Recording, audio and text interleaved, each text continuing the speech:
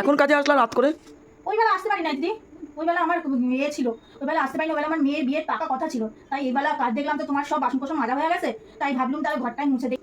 আরে বাবা, ঘর মুছতে বসেছে কি লেটা মেরে ঘর মোছে? দিদি আমি ওরকম করে ঘর মুছি দিদি, আমার তো চেহারা ভারী দিদি, দিদি একটা আবদার রাখবা দিদি। আপনার যেমন তোমাদের আপনার তোমার সব কিছুই রাখতে হবে। দিদি এরকম বলো না দিদি, তোমাকে আমি কি এমন আবদার করি বলো, কি এমন আবদার করি দিদি? তাই বলছি তাহলে আমার মায়ের গয়নাটাই দিবা, আর কি দেবা বলো? গয়না? হ্যাঁ। ওরে বাবা গো, ওরে গয়না চেয়েছে রে, গয়না চেয়েছে। হেমা দিদি তোমার কি হলো দিদি, কি হলো? এই বাবা, গয়না, এই গয়না চাই কেউ? আজকালকার দিনে কেউ কখনো গয়না চায়? আমি তো অজ্ঞান হয়ে গেলাম বাবা। ও দিদি আমি কিন্তু সেরকম ভাবে বলিনি। ও দিদি তুমি আমার ক্ষমা করে দাও দিদি, আমি আর বলবো না দিদি, কি ভুল করেছি বলো, আমি শুধু আমার মায়ের গয়না চাইছি, তাতে তুমি অজ্ঞান হয়ে গেলা। ঠিক আছে দিদি, আমি আর গয়না করে আমার কিছু লাগবে না বাবা, আর তোমার যদি কিছু হয়ে তো আমাকে জেল কাটতে হতো, তোমার দুই ছেলে তোমার নাক না দিয়ে আমাকে ছেড়ে দিত, আমাকে জেল কাটাতো, আমার দরকার নেই আমার গয়না।